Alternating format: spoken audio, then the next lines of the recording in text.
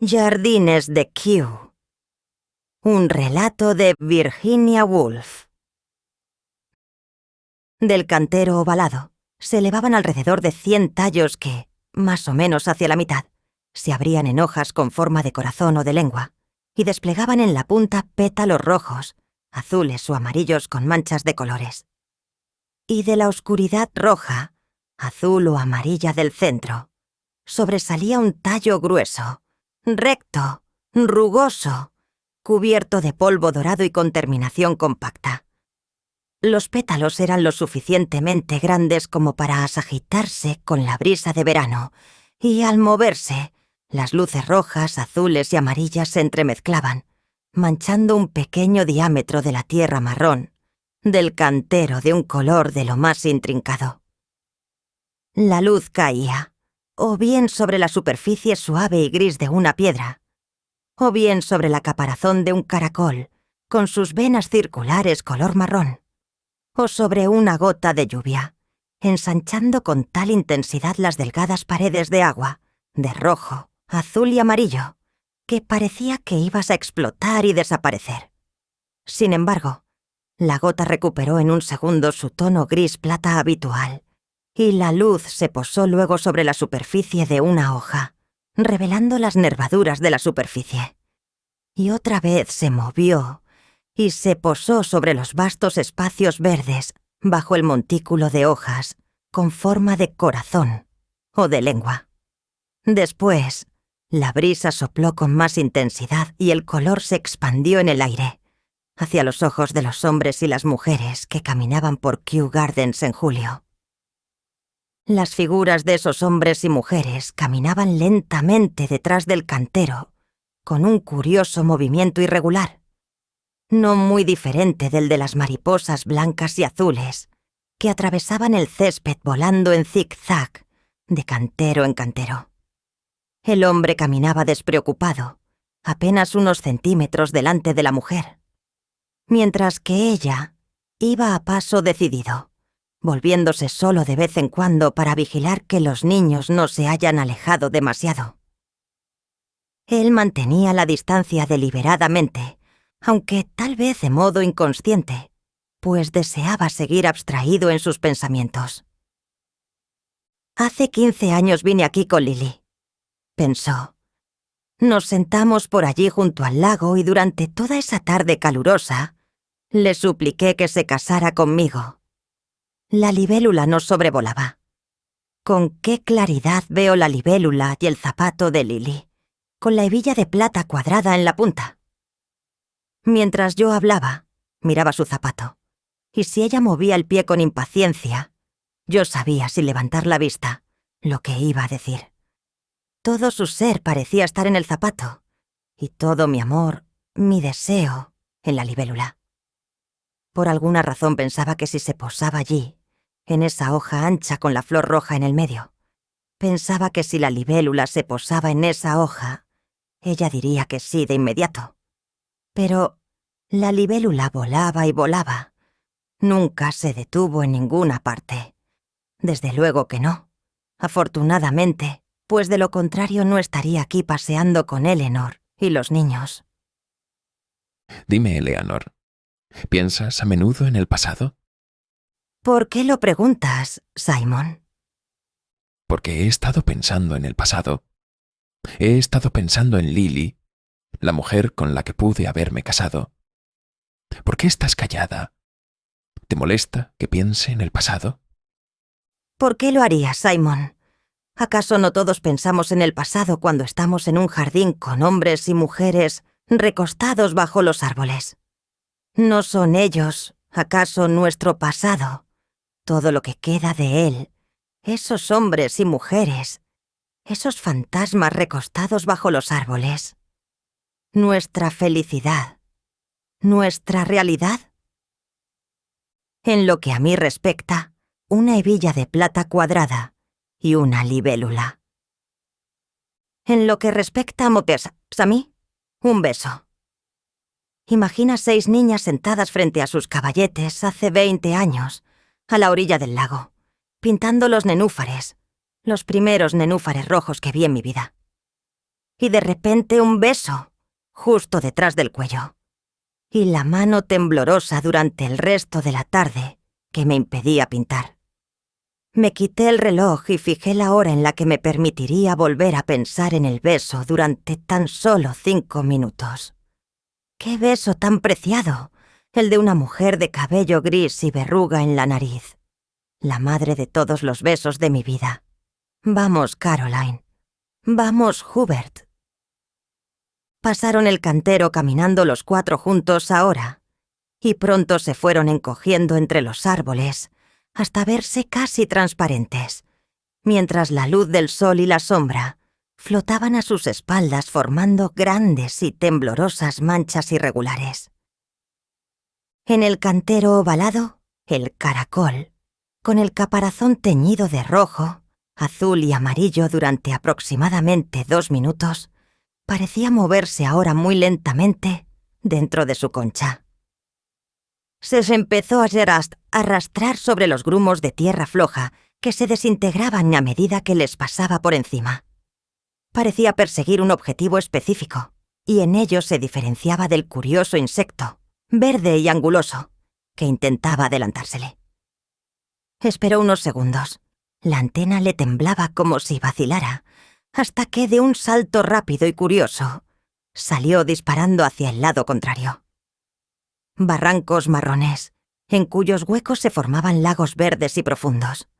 Árboles chatos, con hojas como briznas de hierba, se agitaban de la raíz a la punta. Cantos rodados grises, superficies rugosas, de textura delgada y quebradiza. Todo esto veía el caracol que iba de tallo en tallo, en dirección a su objetivo. Antes de que pudiera decidir si esquivaría la hoja muerta en forma de arco o la treparía, pasaron junto al cantero los pies de otros seres humanos. Esta vez eran 2 hombres. El más joven tenía una expresión de tranquilidad quizás algo artificial. Levantaba la vista y miraba al frente mientras su compañero hablaba. Y al hacer silencio la fijaba otra vez en el suelo, separando los labios tras largas pausas y, por momentos, sin abrirlos en absoluto. El mayor caminaba de forma curiosamente inestable, balanceando los brazos y sacudiendo la cabeza, como si fuera un caballo de tiro, impaciente, cansado de esperar en la puerta de una casa. Pero en aquel hombre, estos gestos eran indecisos y sin objeto. Hablaba casi incesantemente, sonreía y seguía hablando, como si esa sonrisa hubiera servido de respuesta. Hablaba de espíritus, los espíritus de los muertos que, según él, incluso en ese momento, le contaban acerca de sus extrañas experiencias en el cielo. Los antiguos llamaban al cielo Tesalia, William. Y ahora, con esta guerra, lo espiritual anda como el trueno entre las colinas. Hizo una pausa, como si escuchara algo. Sonrió, sacudió la cabeza y continuó. Tienes una pequeña batería eléctrica y un pedazo de goma para aislar el cable. ¿Aislar se dice? Bueno, ahorrémonos los detalles. ¿De qué sirve entrar en cuestiones que nadie entendería? En fin, la maquinita se coloca en una posición conveniente en la cabecera de la cama. Diremos, en un limpio estante de caoba. Una vez que los obreros hayan hecho todos los preparativos de acuerdo a mis indicaciones, las viudas acercarán la oreja y convocarán a los espíritus con la señal acordada. Mujeres, viudas, mujeres de negro. En este momento pareció ver el vestido de una mujer a lo lejos, que a la sombra parecía de un negro violáceo. Se quitó el sombrero, llevó su mano al corazón y se apuró a alcanzarla, murmurando y gesticulando febrilmente. Pero William lo sujetó de la manga y tocó una flor con la punta de su bastón para desviar la atención del anciano. Después de contemplarla unos segundos, el anciano, algo confundido, inclinó el oído hacia la flor y pareció responder a una voz que surgía desde allí. Pues comenzó a hablar sobre los bosques de Uruguay que había visitado hacía tantos años, acompañado por la joven más bella de Europa. Podía escuchárselo murmurar sobre los bosques de Uruguay, cubiertos de pétalos de rosas tropicales, ruiseñores, playas, sirenas y mujeres ahogadas en el mar. Y se dejaba conducir por William, sobre cuyo rostro una expresión de estoica paciencia se iba dibujando lenta y profundamente. Detrás del anciano lo suficientemente cerca como para que les llamara la atención sus gestos, venían dos mujeres entradas en edad, de clase media-baja, una regordeta a paso lento, la otra ágil y de mejillas sonrojadas. Como la mayoría de las personas de su posición, se sorprendían abiertamente con cualquier signo de excentricidad que señalara algún tipo de desorden mental, sobre todo en los mejor posicionados. Pero estaban muy lejos de poder asegurar si esos gestos eran meramente excéntricos o de veras se trataba de un desequilibrado. Después de observar al anciano un rato en silencio, mirándose con malicia, siguieron caminando enérgicamente, retomando su complicado diálogo. Nell, Bert, Lot, Ses, Phil, Pa, dice él. Digo yo, dice ella.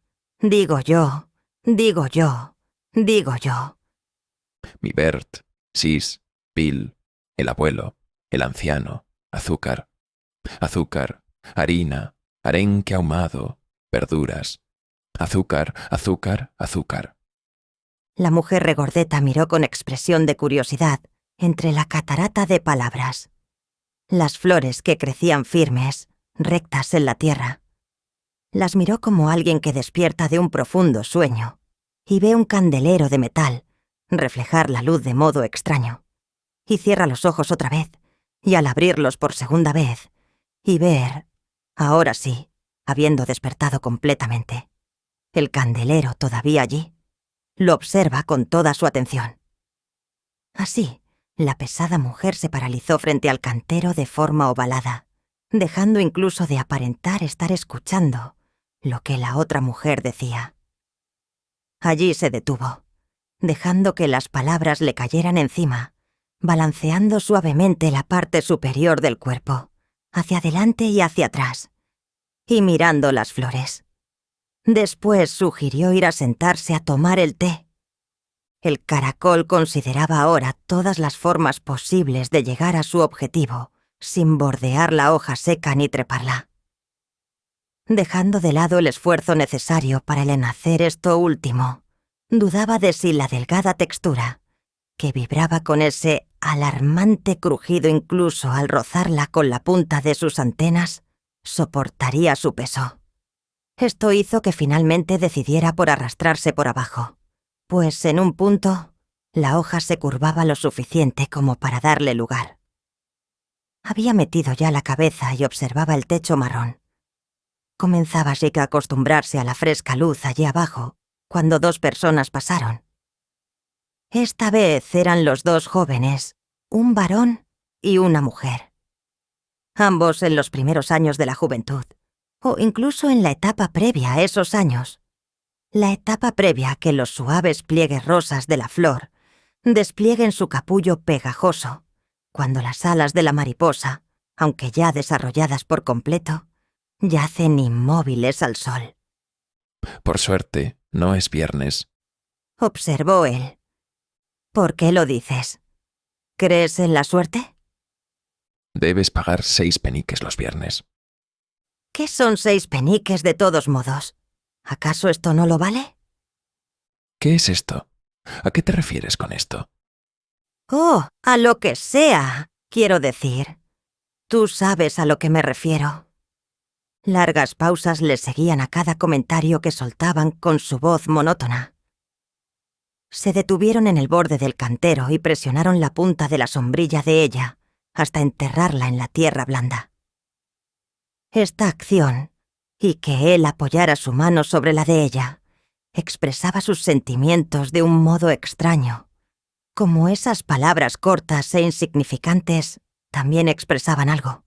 Palabras con alas cortas para cargar tanto significado, insuficientes para llevarlos demasiado lejos, y así se posaban con incomodidad sobre los objetos corrientes que los rodeaban, y eran para su tacto inmaduro tan macizas.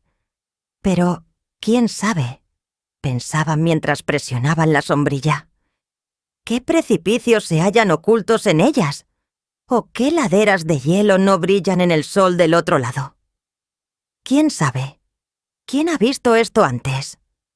Incluso cuando ella se preguntaba qué clase de té servían en Kew Gardens, él sentía que algo se avecinaba detrás de las palabras de la muchacha, y se mantuvo firme y decidido detrás de ellas.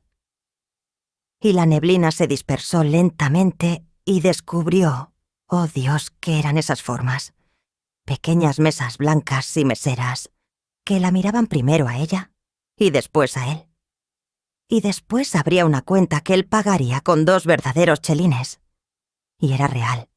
Todo era real, pensó él tocando la moneda en su bolsillo. Real para todos excepto para ellos dos. Incluso para él comenzaba a parecer real. Y después, pero era tan emocionante seguir pensando, desenterró la sombrilla de un sacudón, impaciente por encontrar el lugar donde se tomaba el té junto a las otras personas, como las otras personas. Vamos, Trissy. Es hora de tomar el té. ¿Dónde se toma el té?, preguntó ella con un dejo de emoción en su voz de lo más extraño, observando a su alrededor y dejándose conducir por el camino de césped, arrastrando la sombrilla, volteándose de un lado al otro, olvidándose del té, deseando ir para allí y para allá, recordando las orquídeas y las aves del paraíso entre las flores salvajes, una pagoda china y un pájaro de copete color carmesí. Pero siguió caminando. Así, una pareja detrás de la otra, a un ritmo bastante similar, a paso irregular e indeciso, pasaban el cantero y terminaban envueltos en un halo de vapor verde azulado, en el que, al principio, los cuerpos mantenían la sustancia y algo de color, pero luego se disolvían en la atmósfera verde azulada. ¡Qué calor hacía! Tanto que hasta el zorzal decidía saltar, como un pájaro a cuerda, hacia la sombra de las flores, con largas pausas entre un movimiento y el siguiente. En lugar de deambular sin sentido, las mariposas blancas danzaban una sobre la otra, dibujando con sus blancas escamas superpuestas la forma de una columna de mármol rota sobre las flores más altas. El techo de cristal del invernadero brillaba como si un mercado repleto de relucientes sombrillas verdes se hubiera abierto bajo el sol. Y entre el zumbido del avión, la voz del cielo de verano descubría su alma abrumadora, amarillo y negro, rosa y blanco como la nieve. Formas de todos estos colores, hombres, mujeres y niños, se distinguían por un instante en el horizonte, y después, viendo tanto espacio amarillo sobre el césped, titubeaban y buscaban la sombra bajo los árboles, disolviéndose como gotas de agua en la atmósfera amarilla y verde, manchándola apenas con rojo y azul. Parecía como si todos los cuerpos sólidos se hubieran hundido en el calor y yacieran amontonados sobre la tierra, pero sus voces salían flotando, como llamas saliendo de los gruesos cuerpos de cera de las velas. Voces. Sí, voces. Voces sin palabras, rompiendo el silencio de repente con expresiones de pura satisfacción, de deseo apasionado, o en las voces de los niños, de inocente sorpresa. ¿Rompiendo el silencio? Pero no había silencio. Todo el tiempo se escuchaba el motor de los autobuses, poniéndose en marcha o cambiando la velocidad. La ciudad murmuraba como un nido gigante de cajas chinas, todas de hierro forjado, girando incesantemente unas dentro de las otras. Y en la cima, las voces gritaban y los pétalos de millones de flores esparcían sus colores en el aire.